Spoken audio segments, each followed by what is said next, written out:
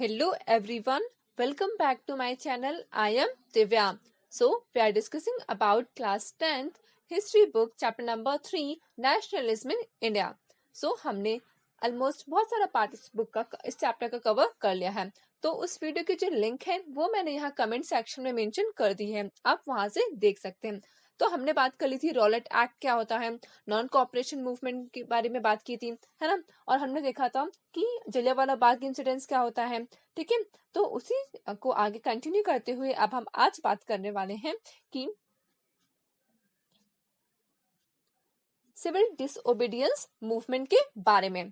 तो देखो क्या हुआ था, बेसिकली फरवरी में 1922 के टाइम पे क्या हुआ था, महात्मा गांधी जी ने ये डिसाइड किया था कि वो जो नॉन कॉपरेशन मूवमेंट चल रहा है ना, उसको क्या करेंगे, विदड्रॉ कर देंगे, उसको कुछ टाइम के लिए होल्ड पे रख देंगे। क्योंकि उनका ऐसा मानना था कि जो मूवमेंट है वो एक वायलेंट में आ रहा था। लोग क्या हो रहे थे, अभी जो लोग है ना, जो सत्याग्रही से, उनको एक प्रॉपरली ट्रेनिंग की जरूरत है।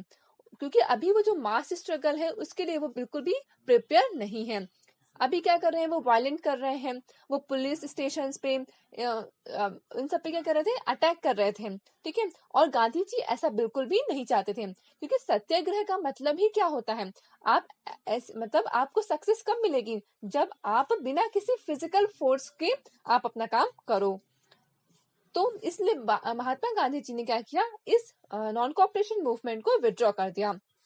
और जो कांग्रेस थे, उस वहां पे कुछ ऐसे लीडर्स थे, वो क्या हो गए थे, अब थोड़े टायर्ड, तो मतलब थक से गए थे इस मास स्ट्रगल से। और वो चाहते थे कि वो जो इनका इलेक्शंस हो रहा था उसमें वो पार्टिसिपेट करना चाहते थे to the provincial councils that had been set up by the government of India act of 1919। Government of India act 1919 में आया था, ठीक है। तो वहां पे इन्होंने जो लीडर्स थे कांग्रेस के, वो चाहते थे कि वो इलेक्शंस में पार्टिसिपेट करें, ताकि अगर एक बार वो काउंसिल में चले गए ना, तो वो ब्रिटिश की जो पॉलिसीज आएगी उसको वो अपोज कर सकते हैं, उसमें आर्ग्यूमेंट कर सकते हैं, उस पॉलिसीज को बदलवा सकते हैं, ठीक है।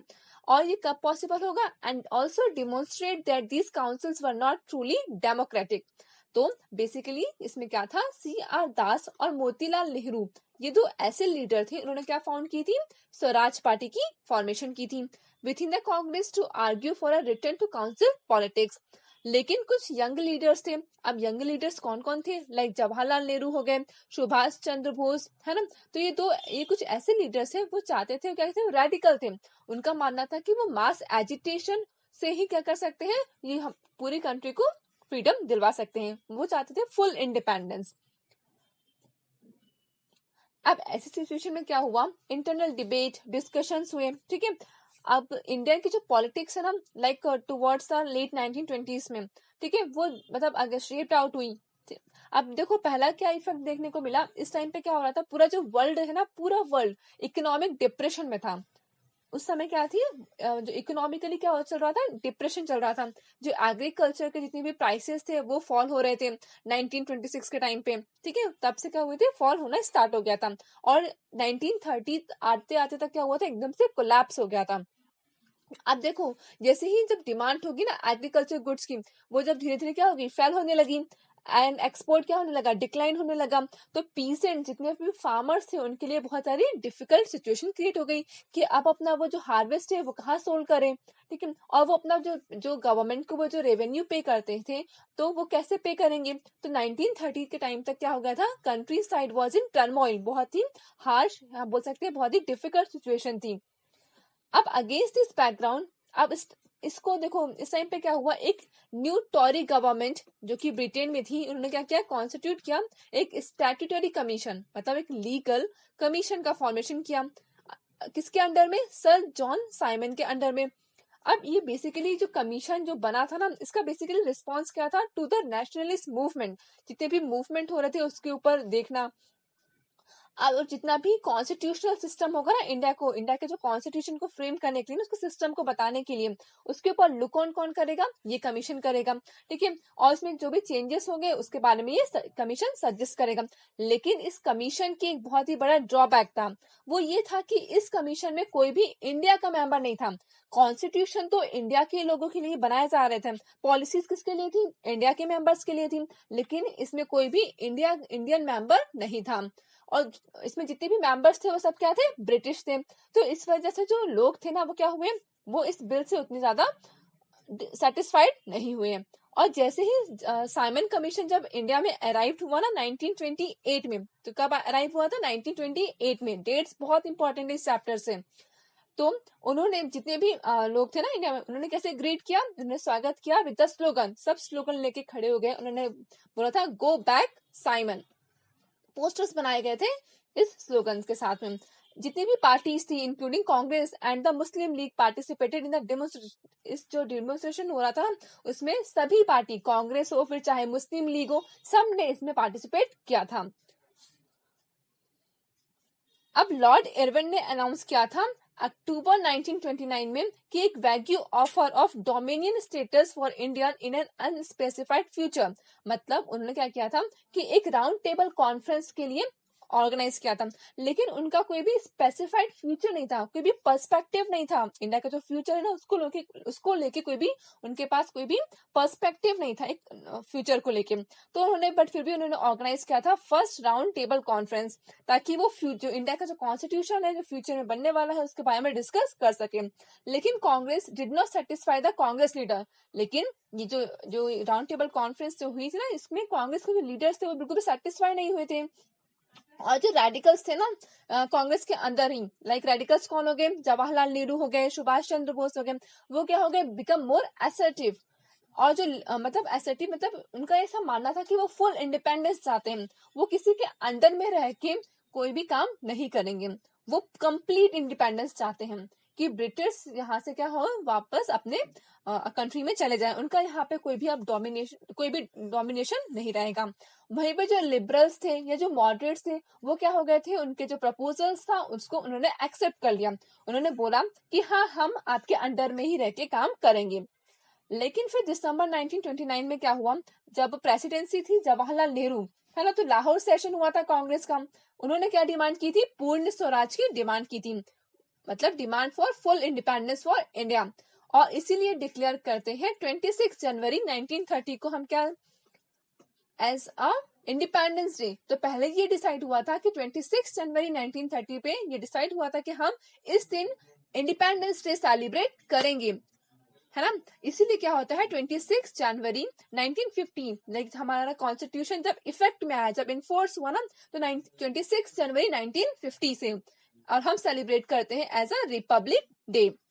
तो बेसिकली वैसे तो हमारा कॉन्स्टिट्यूशन है ना नवंबर में ही बनके तैयार हो गया था, लेकिन जनवरी 26 की डेट क्यों रखी गई थी, क्योंकि 1930 में जवाहरलाल नेहरू जी ने पूर्ण स्वराज की डिमांड की थी। When people were to take a pledge to struggle for complete independence, और उस टाइम पे क्या हुआ था, जितने भी लोग थे उन्होंने प्लेज ली थी कि वो स्ट्रगल करेंगे जब तक उन्हें पूरी तरीके से कंप्लीट इंडिपेंडेंस नहीं मिल जाती। But the celebration attracted very, लेकिन इस टाइम पे क्या हुआ, बहुत ही लोगों ने इतना अच्छा रिस्पॉन्स नहीं किया था। But the celebration attracted very little attention. तो महात्मा गांधी जी ने क्या किया, had to find a way to relate this abstract idea of freedom to more concrete issue of everyday life. उन्होंने क्या किया, इस फ्रीडम का जो आइडिया था ना, उसको जो डेली बेस के जो इश्यूज हो रहे थे, लाइक हम आगे बात करेंगे सॉल्ट मार्च के लिए, है ना, तो उससे रिलेट करके इस मूवमेंट को उन्होंने आगे बढ़ाया। तो अब नेक्स्ट चलते हैं salt march and civil disobedience movement की तरफ। तो महात्मा गांधी जी ने देखा जो सॉल्ट है ना वो क्या है, एक पावरफुल सिंबल है जो क्या कर सकता है, यूनाइट कर सकता है इस नेशन को। यहाँ के जो डिफरेंट लोग हैं, डिफरेंट रिलीजियंस कम्युनिटी से जो बिलोंग करते हैं, उन सबको यूनाइट करने का एक पावरफुल उनको सिंबल मिल गया था। वो सिंबल क्या था, सॉल्ट। अब 31 जनवरी 1930 में क्या हुआ, उन्होंने एक लेटर, किसने, महात्मा गांधी जी ने एक लेटर साइन किया था वाइस रॉय इरविन। उन्होंने स्टेट किया था, उसमें 11 डिमांड्स रखी गई थी। अब कुछ डिमांड्स क्या थी, जनरल इंटरेस्ट के बेस पे थी, अदर्स वर स्पेसिफिक डिमांड्स। मतलब out of 11 demands, some of them were general interest and others were specific demands. अब जितने डिफरेंट क्लास थे उन सबकी डिमांड्स थी, उसमें इंडस्ट्रियलिस्ट की थी, फार्मर्स की थी, है ना।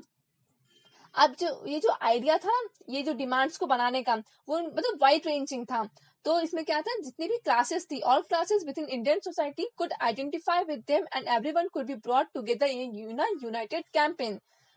ताकि जितने भी कम्युनिटी के लोग हैं, जितने भी डिफरेंट डिफरेंट रिलीजन के लोग हैं, वो सब क्या हो सके, यूनाइट हो सके और इस कैंपेन का पार्ट बन सके।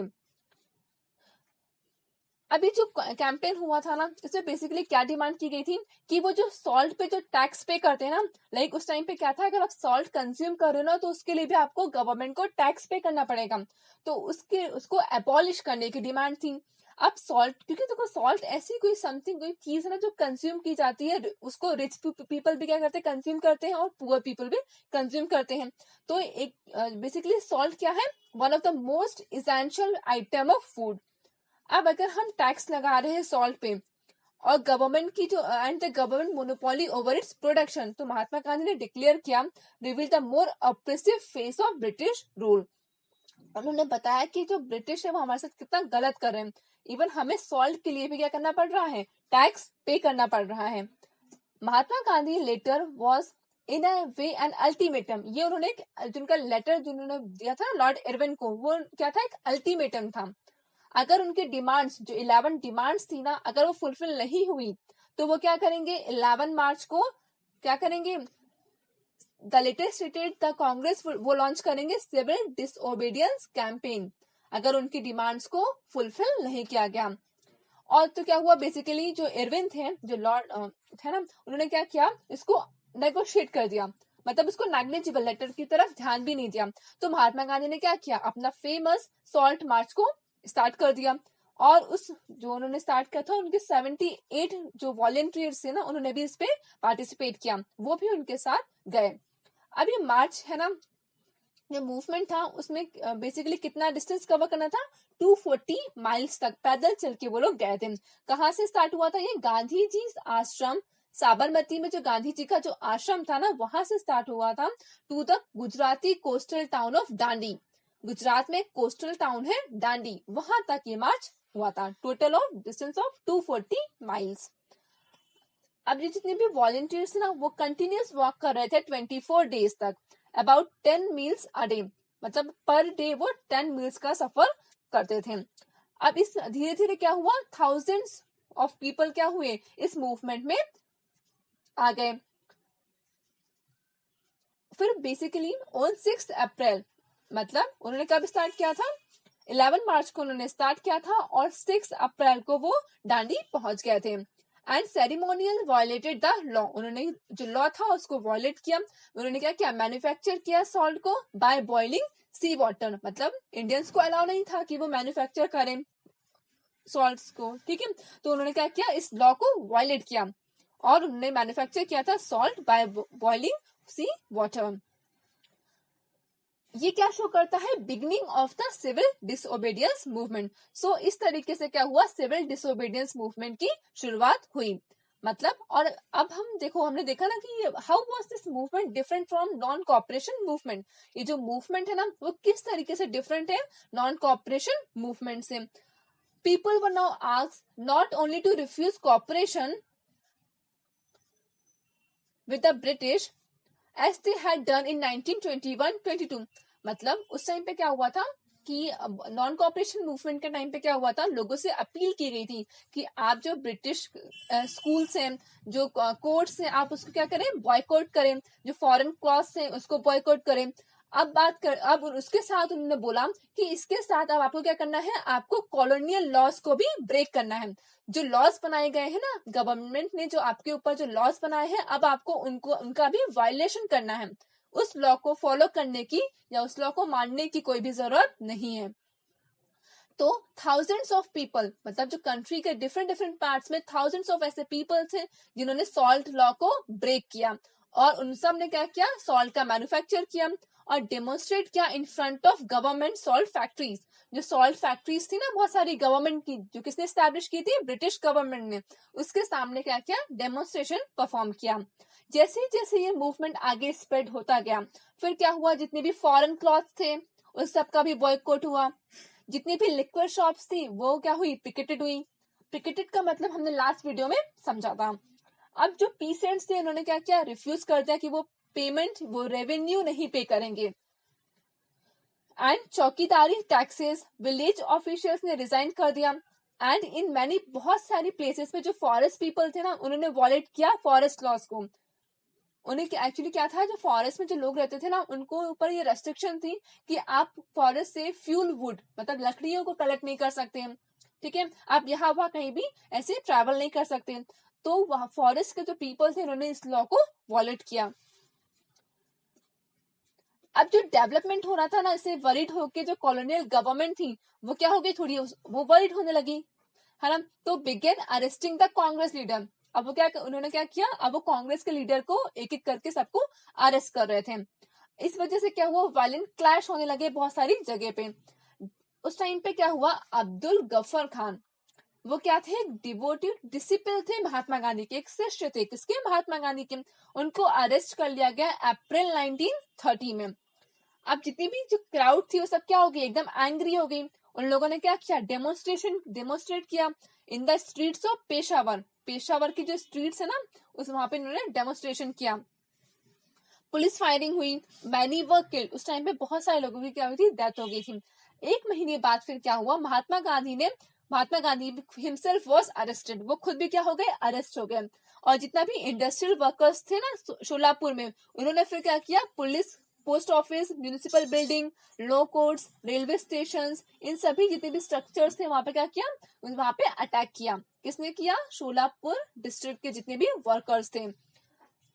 अब क्या हुआ, जो गवर्नमेंट थी वो एकदम डर गई। उन्होंने रिस्पॉन्ड किया with a policy of brutal repression. Peaceful satyagrahis were attacked, women and children were beaten. जितने भी वुमेन्स थे उस टाइम पे, चिल्ड्रंस थे जो इस मूवमेंट में पार्टिसिपेट कर रहे थे, उनको बहुत ज्यादा बीट, उनको मारा गया। और अबाउट 100,000 पीपल्स वर अरेस्टेड। इतने लोगों को अरेस्ट कर लिया गया। इस सिचुएशन में क्या हुआ, महात्मा गांधी ने डिसाइड किया कि एक बार फिर से जो मूवमेंट हो रहा है ना, उसको कॉल ऑफ, उसको बंद करने का। into a pact with Irwin on 5th March 1931। अब इस वजह से क्या हुआ, by this Gandhi Irwin pact आया। अब Gandhi ji consented to participate in a round table conference. Like Gandhi ji का ऐसे पूरा तरीके से मन बना चुके थे कि वो पार्टिसिपेट करेंगे राउंड टेबल कॉन्फ्रेंस में। लेकिन कांग्रेस ने क्या किया था, इसको बॉयकॉट कर दिया था। जो पहली राउंड टेबल कॉन्फ्रेंस हुई थी ना, उसपे कांग्रेस ने इसको बॉयकॉट कर दिया था। सेकेंड जो राउंड टेबल कॉन्फ्रेंस थी वो लंदन में होने वाली थी, and the government agree to release the political prisoners. और इस राउंड टेबल कॉन्फ्रेंस जो थी, इसमें गवर्नमेंट क्या हो गए थे, एग्री हो गए थे कि उन्होंने जितने भी पॉलिटिकल लीडर्स को जो अरेस्ट किया है उनको वो रिलीज कर देंगे। फिर दिसंबर 1931 के टाइम पे क्या हुआ, गांधी जी गए लंदन कॉन्फ्रेंस के लिए, but the negotiation broke down and he return disappointed. But ऐसा कुछ भी नहीं हुआ और वो डिसअपॉइंट होके वापस इंडिया आ गए। जब वो इंडिया में वापस आए, he discovered that the government had begun a new cycle of repression. मतलब जो गवर्नमेंट थी उसने एक नई साइकिल को बिगन कर दिया था रिप्रेशन की। अब जो गफर खान थे, जवाहरलाल नेहरू, वो दोनों कहाँ पे थे, जेल में थे। Congress had been declared illegal. मतलब ऐसा डिक्लेयर कर दिया था कि कांग्रेस क्या है, उसके लीडर्स क्या है, इलीगल है। And a series of measures had been imposed to prevent meetings. और जितनी भी मीटिंग्स हो रही थी, जितना भी डेमोन्स्ट्रेशन किया जा रहा था, जो भी बॉयकॉट हो रहा था, उस पे क्या हो गई, रोक लगा दी गई गवर्नमेंट के द्वारा।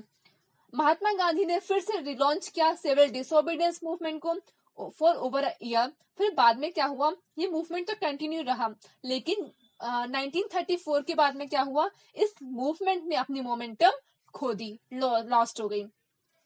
तो ये तो था सॉल्ट मार्च के बारे में और सिविल डिसोबीडियंस मूवमेंट के बारे में। अब हम नेक्स्ट वीडियो में बात करेंगे कि जो पार्टिसिपेंट्स ने इस मूवमेंट में किस तरीके से पार्टिसिपेट किया। Okay, so thank you. If you like this video, please share with your friends and stay connected for more videos.